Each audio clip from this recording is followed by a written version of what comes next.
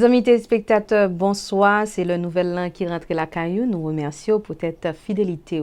Jeudi, mercredi 14 octobre 2015, en grand sitio. Aux États-Unis, élection présidentielle, Hillary Clinton a dominé le premier débat démocrate qui était fait hier soir. L'armée russe continue bombardement en Syrie. Et puis en Haïti, n'a pas gagné pour nous parler de dispositions que KEP en prend pour gagner bon genre élection jour 25 octobre. Et voilà, Jean-François, président Association nationale médias haïtiens, mandé pour journalistes haïtiens Kembe intégrité pendant période électorale ça. Et puis collectif 4 décembre critiqué président haïtien pour être li pas aborder dossier rapatriement haïtien devant Assemblée générale Nations Unies. Et puis gouvernement haïtien a préparé commémoration assassinat Jean-Jacques Dessalines. Et puis dans culture et divertissement, yon documentaire sur la vie acteur français Jean-Paul Belmondo. C'est tout ça nous gain pour nous assoyer à plus sorte encore nous inviter nous rester branchés nous pour le pause publicitaire. M'a rappelé nous journal ça son patronage de Lins Furniture.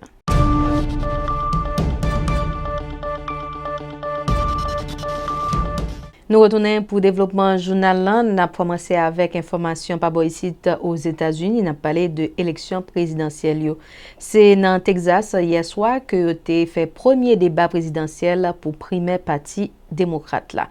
D'après experts, Hillary Clinton a dominé débat ça. Plus de détails avec Euronews. Premier affrontement direct mardi soir à Las Vegas entre Hillary Clinton et Bernie Sanders. Premier débat entre les 5 candidats aux primaires démocrates pour la Maison-Blanche en 2016. L'ex-secrétaire d'État américaine en baisse dans les sondages face au sénateur du Vermont qui porte un discours axé sur la réduction des inégalités. Elle a tenté de le mettre en difficulté sur la question du contrôle des armes à feu.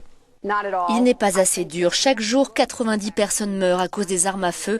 Il est temps que le pays tout entier se lève contre le lobby des armes. Véritable surprise de cette primaire, Bernie Sanders, 74 ans, dénonce les excès de Wall Street ou l'interventionnisme sous l'ère Bush. Je ferai tout ce qui est possible pour vous assurer que les États-Unis ne soient plus impliqués dans un autre bourbier comme nous l'avons fait en Irak, la pire erreur de politique étrangère dans l'histoire de ce pays. L'ancien gouverneur du Maryland, Martin O'Malley, s'oppose à Hillary Clinton concernant le dossier syrien. Je pense qu'une zone d'exclusion aérienne en Syrie en ce moment serait une erreur. 2 autres candidats, Lincoln Chafee et James Webb, ont participé à ce débat. Mais selon les analystes, Hillary Clinton est la grande gagnante. Elle s'est présentée comme la meilleure chance de son camp face aux républicains pour la présidentielle de 2016. L'armée russe continue bombardement dans le pays Syrie. Il y a une situation qui n'a pas fait autorité américaine content. BFM TV a dit non plus. Une bombe vient de s'écraser à quelques kilomètres de la ville d'Alep. Elle a été larguée par un avion de l'armée russe. Au sol, les dommages sont considérables. Les victimes sont évacuées à la hâte, dans des draps, en guise de brancard. Depuis ce week-end, les bombardements sont de plus en plus fréquents, une 50aine par jour. Au cours des dernières 24 heures, notre armée de l'air a considérablement augmenté l'intensité de ses frappes sur des postes de commandement, mais aussi sur des zones d'approvisionnement en armes de l'État islamique. Les bombardements se concentrent à présent sur 5 provinces et l'objectif est clair, aider les forces de Bachar al-Assad à reprendre du terrain, comme ici à Hama, où l'armée syrienne est parvenue au terme d'intenses combats à poursuivre son avancée. Au nord d'Hama, nos forces ont repris le contrôle de nombreux territoires. Elles ont tué un nombre important de terroristes et détruit beaucoup de véhicules blindés. Des terroristes que la Syrie et la Russie associent principalement à l'État islamique. Pourtant, les Occidentaux sont convaincus d'une chose, que les bombardements russes visent en fait les rebelles modérés, ainsi que la branche d'Al-Qaïda en Syrie. Nous prenons les connaissants dans le Proche-Orient, côté ministre israélien Benjamin Netanyahu prend nouveau mesures pour contrecarrer l'attaque palestinienne. Reportage Euronews. Le gouvernement de Benyamin Netanyahou a décidé de nouvelles mesures exceptionnelles pour faire face à la série d'attaques en Israël. La police sera notamment autorisée à boucler ou imposer un couvre-feu sur les quartiers de Jérusalem en cas de friction ou d'incitation à la violence. La violence qui a franchi un nouveau palier dans la journée d'hier. Un Palestinien a foncé avec sa voiture sur des piétons à un arrêt de bus d'un quartier ultra-orthodoxe de Jérusalem-Ouest. Une personne a été tuée. Presque au même moment, 2 Palestiniens ouvraient le feu dans un autobus de Jérusalem-Est, faisant 2 morts et plusieurs blessés. Le secrétaire d'État américain a condamné ces attaques et exhorté les autorités israéliennes et palestiniennes à rétablir le calme. John Kerry a annoncé qu'il se rendrait bientôt dans la région à un moment approprié pour tenter de rétablir cette situation qui, a-t-il dit, est au bord du gouffre. Depuis le 1er octobre, les violences ont fait 7 morts côté israélien, une trentaine côté palestinien. En Cisjordanie et dans la bande de Gaza, les affrontements sont désormais quotidiens entre jeunes lanceurs de pierres et soldats israéliens. N'a traversé en Haïti côté ces élections qui dominaient l'actualité, comme nous connaissons dans moins de 2 semaines, gagné élection dans le pays Haïti. Dans une rencontre avec la presse, hier mardi 13 octobre, le président du conseil électoral Pierre-Louis Aupon a présenté disposition que KEP en prend pour qu'a gagné bon jan élection jour cap dimanche 25 octobre cap vini là. N'a pas évité nous écouter un extrait dans déclaration Pierre-Louis Aupon, yon courtoisie téléguinéen.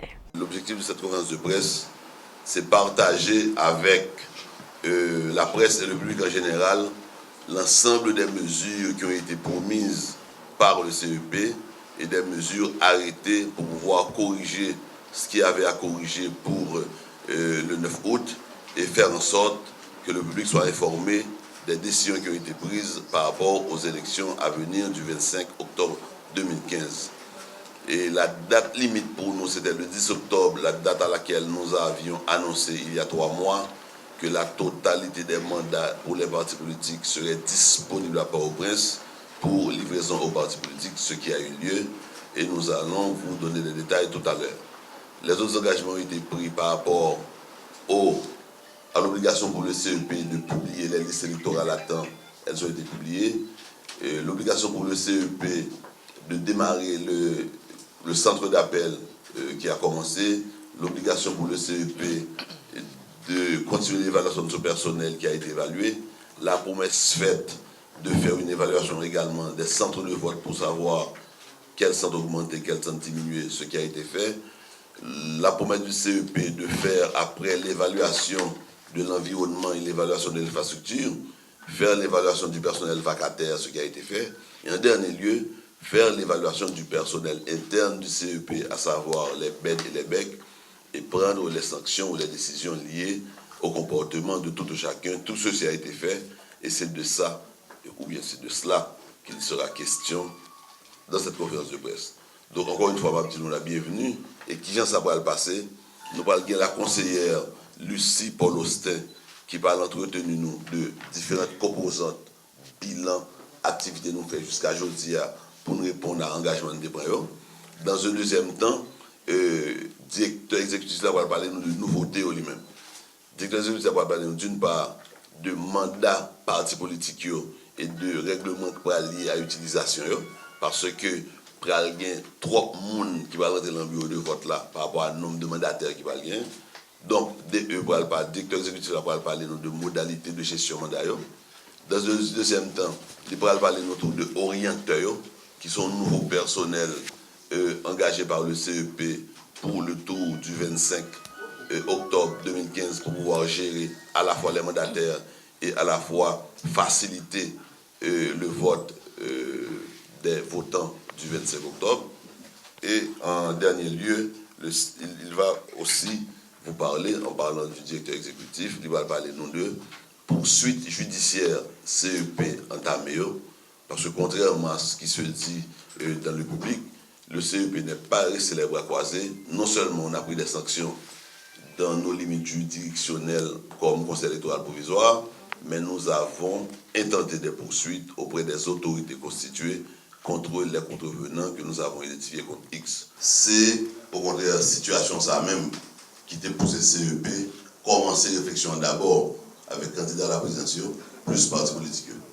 Nous dit qu'il y a un problème à résoudre, qui j'en ai résoudre. Comme personne n'a de solution, CEP a des responsabilités comme responsable processus là pour venir en proposition qui va permettre de journée à passer en paix.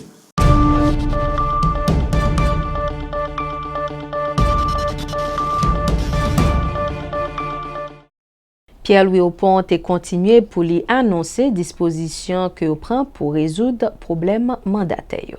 Décret électoral l'a dit, tout parti politique qui présente dans zone pour l'élection, car il y a un mandat en dedans chaque bureau de vote. Ça veut dire qui ça? Étant donné que candidat à la présidence eux-mêmes gagnent une représentation territoriale, nous dit minimum monde qui est dans le centre de vote, c'est 54 mandataires qui sont mandataires candidat à la présidence. En plus de ça, chaque bureau de vote qui gagne un sénateur qui n'est pas président, qui a un député qui n'est pas président, qui a un magistrat qui n'est pas président, pour aller mandataire tout. Comme il y a autour de 121 partis qui prennent l'élection 25 octobre, là, nous dit minimum monde qui a droit là, c'est 54. Mais il arrive à 100, il arrive à 88, qui est à 72. Ça veut dire. En dans salle là, pas que 70 monde. Pas un bureau de vote qui conçoit ça. Donc ça veut dire que, par contre, bureau de vote qui prend tout mandataire. Or, imaginez qu'en dehors de mandataire, à comptable, qui a 3 membres PV, qui a un observateur national, observateur international, qui garant de crédibilité pour ce ça. Parce que nous avons à la fois comportement parti politique, que comportement employé CEP dans le bureau de vote. Donc, il est clair que c'est un monde qui va au rendez-vous, il ne va pas venir ni la journée ni la nuit. Donc, il fallait résoudre ce problème. Comme personne n'a une solution, CEP a dit, mais ça le proposer. Quelle que soit la quantité de monde qui est dans le bureau de vote là, nous dit au maximum qu'il a serré, nous permettre 10 personnes rentrer chaque 3 heures de temps. Maintenant, 10 personnes, étant donné que nous ne pouvons pas faire tirer au sort là toute la journée, parce qu'à n'importe quel moment, 4 personnes apparaissent et nous chef fait venir, nous allons rentrer, ou à camper votre pour tirer au sort. Nous disons parti politique, la loi dit bureau de vote là à 6 h du matin, à l'ouverture du bureau de vote là. Tout mandataire qui est là, il y a frontière au sort pour qu'on ait l'un qui rythme, il y a rentrer dans le bureau de vote là. Nous disons qu'il y a 4 chiffres. Il y a 6 h, 9 h, il y a 9 h midi, il y a midi 3 h, il y a 3 h jusqu'à des comptes là. La fête au hasard, nous avons dit, mais 40 personnes qui sont là, nous allons tirer pour le premier groupe là, 10 personnes. Nous allons tirer pour le deuxième groupe là, 10 personnes. Nous allons tirer pour le troisième groupe là, ainsi de suite. Donc c'est au hasard qu'il y a 40 parties politiques, il y a 10 qui prennent la nuit de 3 h à 8 h du soir. Hasard ça a fait qui ça? Il a fait que le bureau ça, c'est au là pour débrouillement, l'autre bureau c'est tel parti là pour débrouillement, le bureau qui est en face à son autre parti bureau, c'est au hasard la fête. Par contre, pour qui ça? Objectif présence parti politique dans le bureau de vote là, c'est pas présence ni pour le signer, ni pour le valider, ni pour permettre vote officiel, non? C'est pour la pour garder à yeux, pour le dire pas de magouille qu'a fait. Or, dans chaque bureau de vote, il y a 10 partis politiques qui présentent ce qu'a fait là. Donc là, pour témoin, pour rester ça en œuvre. Et c'est même bagaille. Le bureau de vote côté ou pas présent, ou bien parti politique qui était présent, qui a témoin pour vous. Et maintenant, l'autre bagaille qui arrive, il y a tout candidat possibilité après vote là, pour moun qui premier, à moun qui deuxième dans le dépouillement, il y a copie pour servir ballon. Donc, on n'est pas empêché, mandataire là, comme il vote à 7 h du matin ou bien 8 h il retourne fin dépouillement, à la, là, on afficher le résultat, il demande le président du bureau de vote là, pour servir balle là, parce que le candidat la première ou bien le candidat la deuxième, comme le veut la loi. Donc, tout droit parti politique à respecter en termes de présence mandataire, mais seul bagaille, nous mettons un règlement pour permettre mon yo pas rentrer 40-50 ans dedans, qui va empêcher vote la fête lui-même, donc qui pourrait garder raison d'être processus électoral là, on investit pour le là-dedans. Parce que pour t'arriver pour vote compter, pour mettre mon veille vote au cap compter, il faut permettre vote la fête. Or, si tout le mandataire en même temps, vote la fête.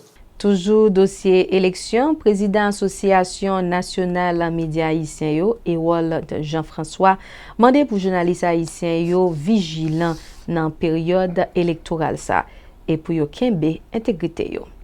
C'était la micro télésignal. Dans le contexte électoral, nos pays dans Haïti côté qui gagne passion, médias doivent être très vigilants parce que élection en général impliquée en pile monde, en pile parti politique, en pile tendance politique. Par exemple, dans le contexte électoral de l'élection présidentielle, côté où il y a plus que une cinquantaine de candidats qui a couru des fauteuils bourrés. Donc, le ça, médias, si nous ne pas faire attention, nous sommes victimes de tiraillement. Avait dit tel groupe après les médias dans tel sens ou bien besoin d'orienter les médias dans tel sens. Donc, les médias à tout moment peuvent faire preuve de professionnalisme et puis pour être capable de faire la part des choses et permettre au public de tirer des conclusions. Donc, le premier bagage pour les médias à veiller, c'est que ce n'est pas par les médias qu'arrive au scandale ou bien manipulation ou bien caponnage qui arrive dans la période électorale. Et puis pour que le public joigne bon message, parce que il y a de mauvais messages qui sont véhiculés. Dans ce sens, les médias peuvent faire des émissions, par exemple, en société en Haïti, côté nous, il y a un gros défaut de tolérance, et les médias ont un rôle important pour jouer. Mais en amont, et avant les médias, moi je pensais qu'il y a des groupes organisés dans la société ou bien université pour qu'ils mettent dans le curriculum des programmes en faveur de tolérance dans la société de Haïti. Moi je pensais qu'il était malsain que le secteur qui désigne Mambio dans le CEP a un pouvoir sous Mambio parce que chaque secteur sur l'État est capable justement de tirailler les représentants là pour avoir telle attitude d'aller dans tel sens dans CEPA. Nous-mêmes, en tant que corporation, médias, parce que la société a fait une pile confiance, nous souhaitons que les représentants nous aient un comportement digne et qu'ils ne pas participer dans aucune manœuvre, dans aucune magouille, dans rien qui coche, si vous voulez qu'ils ne faire le processus démocratique. Il faut arrêter. Donc, c'est ça nous-mêmes nous souhaitons et nous ne pas penser que jusqu'à présent, Pierre Maniga, en tant que représentant de la presse, était désigné dans CEPA, nous sommes capables de faire aucun reproche dans ce sens, c'est que comme si l'État avait mis en évidence comme si nous avons un comportement indigne. Et si vous voulez, de la presse qui te fait confiance. Non, nous n'avons pas l'impression de ça et je ne dis rien. Dans une interview avec collaborateur nous dans Télésignal, coordonnateur collectif 4 décembre, Jean-Robert Argan, critiqué président haïtien Joseph Michel Martelly, peut-être qu'il pas abordé dossier rapatriement haïtien dans discours sous tribune Nations Unies dans l'occasion 70e session ordinaire Assemblée générale. Jean-Robert Argan, micro Télésignal. Bon, je trouve que c'est très très malheureux que nous ayons un chef d'État qui l'ont cas comme ça, l'ont position pareille, pas aborder un sujet aussi capital. D'autant plus que nous avons tous, nationalement, tout organisme des droits humains, tout organisme qui est respectueux des droits de l'homme, nous tous, nous sommes montés au créneau, nous sommes relais, nous sommes dit, il n'est pas question que va la continuer comme ça. Nous avons demandé au gouvernement pour mener problème ça au niveau multilatéral. Ce que finalement nous avons fait et qu'il n'y a que livre devant Nations Unies côté toute l'Union réunie que le président pas pipé mot de problème ça, nous pensons que c'est quand même renversé comme attitude et nous déplorons que le président fait un cas pareil ou fait un oubli pareil parce que il s'agit de milliers de ressortissants d'origine haïtienne notamment qui a subi ce qu'il a subi la menace d'apatridie nous rapatriement fait l'instant fait là. Donc c'est un problème suffisamment important et c'était le moment encore et ça fait la deuxième fois que le chef d'État Jean-Robert Argan a continué pour lui demander prochains dirigeants haïtiens pour y bailler production nationale là, j'arrête. En nous côté. Et nous avons souhaité seulement que futurs dirigeants vraiment joignent le geste à la parole. En ce sens que vraiment y baille production nationale là, tout encadrement, tout support que vous avez besoin pour aller là-dedans, et quel que soit le niveau. De façon que de petits paysans jusqu'à nous-mêmes qui consommons, nous jouons vraiment résultat de où on va apparaître. c'est la politique de la terre. Quand vous avez dit de temps en temps, c'est Louis de Joie qui dit la politique de la terre, la seule, la vraie. Donc la terre, c'est l'allié. Parce que c'est comme ça un pays développé, c'est la production, la nouvelle entreprise. On ne peut pas progresser dans le petit commerçant, acheter, revendre, classe en bout de cas. On ne peut pas prendre aucun côté comme ça. Donc c'est peut-être ça nous-mêmes nous dit. La production nationale là, c'est l'IC vérité.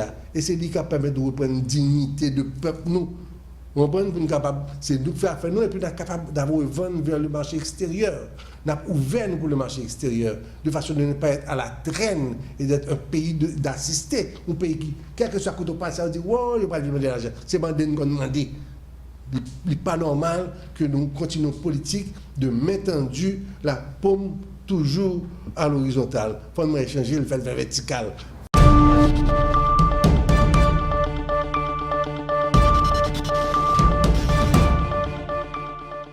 17 octobre qui a venu là a fait 209 ans depuis qu'il a été assassiné empereur Jean-Jacques Dessalines sous Pont-Rouge.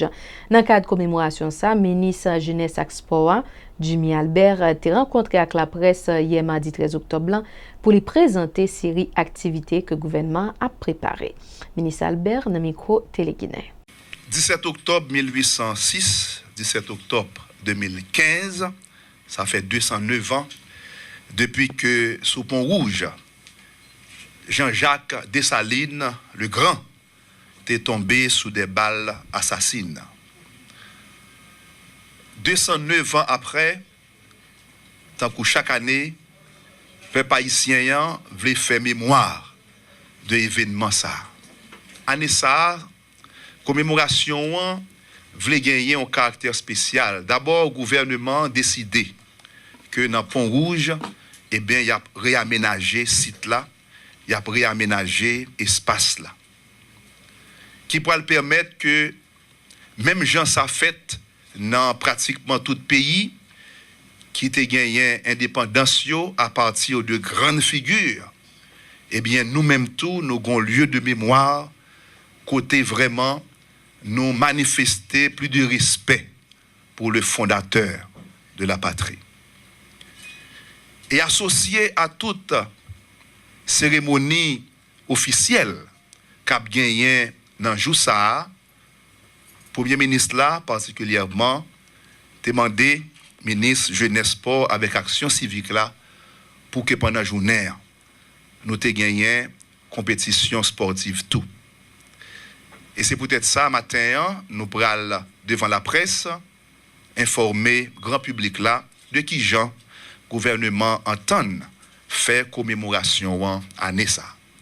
À côté de grandes cérémonies officielles, qui a bien très certainement pose de gerbes de fleurs et discours de circonstances à la mémoire de l'empereur Jacques Ier, et bien pour gagner une grande parade que le gouvernement voulait organiser autour du monument pour le 17 octobre de cette année. Nous pouvons connaître un chapitre culture et divertissement. Marlon James, un auteur jamaïcain, remporté Man Booker Prize, plus gros prix littéraire et britannique que au monde a remporté. Eh bien, il a remporté prix ça pour roman qui titré A Brief History of 7 Killings.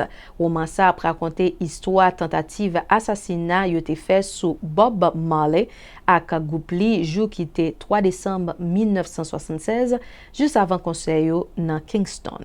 Reportage Euronews. Marlon James devient le premier auteur jamaïcain à remporter le Man Booker Prize pour son roman A Brief History of 7 Killings. Le plus prestigieux prix de littérature britannique est ouvert depuis 2 ans à tous les auteurs anglophones, à condition qu'ils soient publiés en Grande-Bretagne. Belmondo par Belmondo, c'est titre documentaire sur la vie acteur et comédien français Jean-Paul Belmondo. Il y a un documentaire que Petit Clip produit. Reportage BFM TV.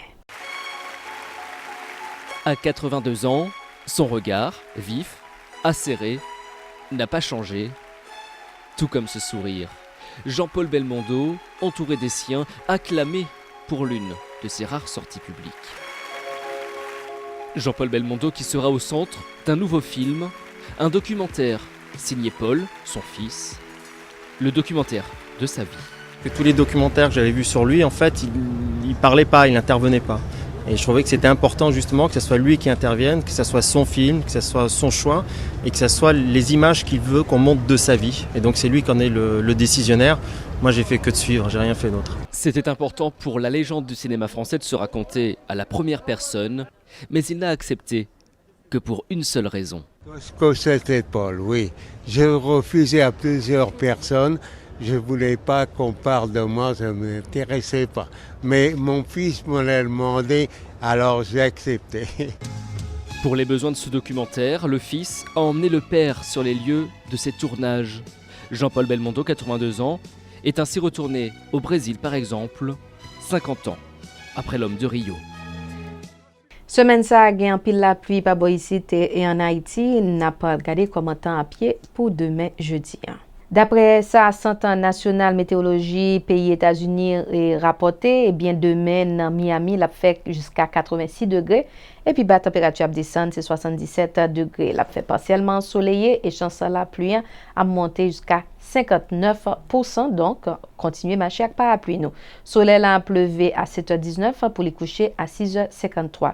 Et puis en Haïti, plus précisément Port-au-Prince, l'a fait terriblement chaud, côté température a monté jusqu'à 94 degrés et puis la descend 74 degrés. La fait partiellement ensoleillé, chance à pluie dans l'après-midi 40%. Soleil a pleuvé à 6h43 pour les coucher à 6h27 minutes. Nous sommes contents avec nous pour nous présenter nos éditions Journal ça. Moi, je souhaite retrouver nous demain soir. En attendant, restez branchés Télévision Panoa pour la programmation. Bonne fin de soirée tout le monde.